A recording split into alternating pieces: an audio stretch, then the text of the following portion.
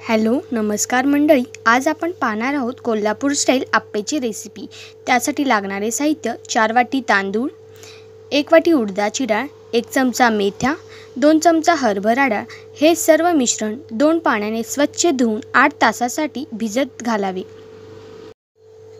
8 तासानंतर त्यामध्ये अर्धी वाटी पोहे घालून मिक्सरला बारीक अशी पेस्ट करावी आणि असंच हे रात्रभर ठेवून द्यावे।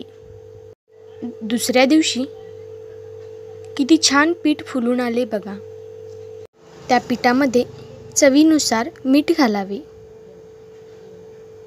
एकाच डायरेक्शनने फिरवावे। बघा किती छान बबल्स आले आहेत आपल्या पिठाला।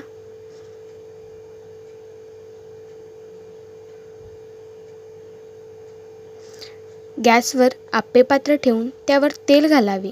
तेल गरम झाल्यावर पीठ घालावे।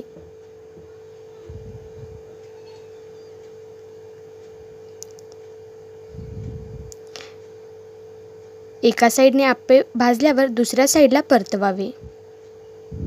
बघा किती छान दिसायला आहेत आपले आप्पे, किती सॉफ्ट झाले आहेत।